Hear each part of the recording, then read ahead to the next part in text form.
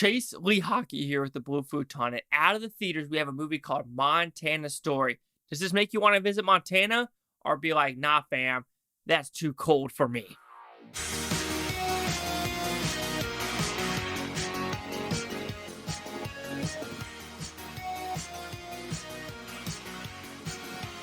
Montana Story, what's it about? It's a very simple premise, actually. There's a family that lives on a ranch. The daughter has lived in New York for quite some time. The son has lived in Wyoming for quite some time. However, the dad is on the deathbed because of a stroke.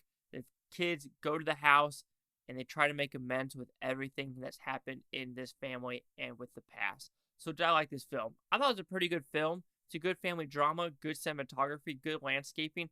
Any movie that has these like cold mountains in Montana, you could do Terror on the Prairie, you could do Montana Story, you could do the one I just watched, God's Country. Every single one of those movies, the cinematography is perfect because you don't have to do a lot. Just it's literally God's green earth and it's boom on scene.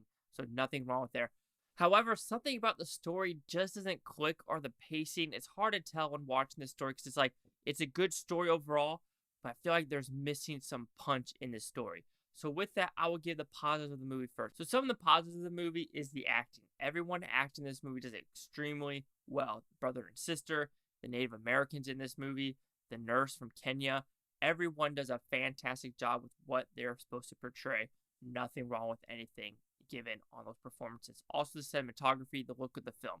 Like I said before, this, Terror on the Prairie, God's Country, anything with snow, mountains, and the person knows what they want to portray and get natural lighting, this movie does it. I don't think there was Hollywood lighting in this movie at all. Yes, maybe in the house just a little bit, but everything was very natural in this movie, and it's kind of a breath of fresh air where you're like, you know what? This looks like I'm literally in Montana. And that was my huge flaw with The Women King.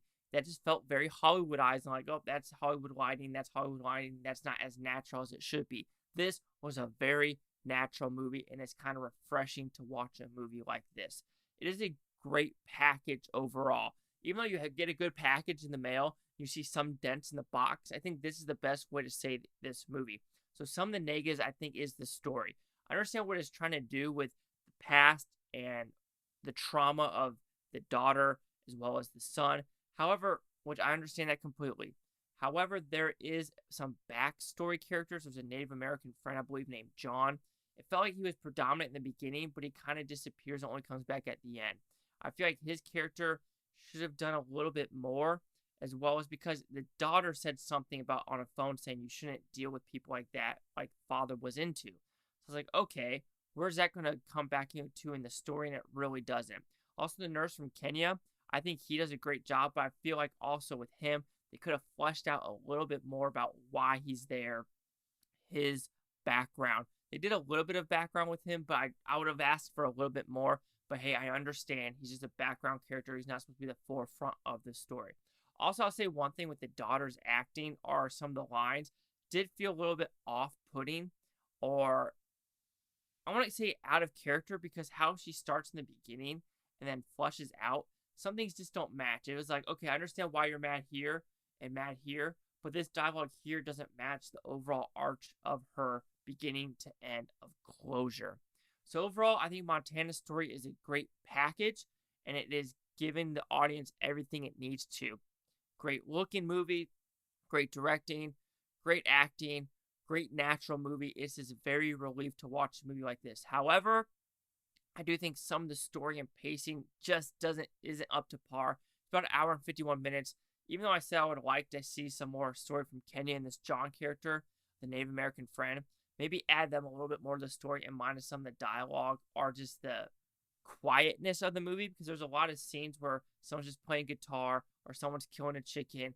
And I understand what they're trying to do in those scenes, but I feel like it kind of took me out of the story just a little bit with what we were trying to get for the overall story in Montana. So Montana Story will receive a 4 and a 5 with Futons, which equals at 80%. So see the critics' news scores gave this one. So you have critics is 78% with 85 of them. Audience score is 69% with fewer than 50. So I'm kind of in the middle of both of them, and here's critic consensus.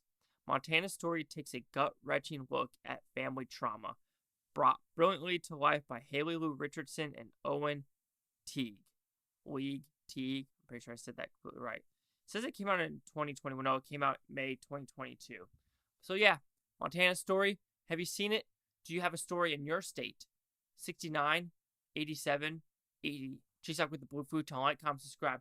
One more thing is Futonotopia. You Futoners, thank you for watching. Have a fantastic day. I do think I want to visit Montana one of these days. I think I do. Oh yeah, I forgot to say, there is some political message in the background of this movie about fracking, oil, pipeline. It was just kind of put in there, and I understand why they did it, but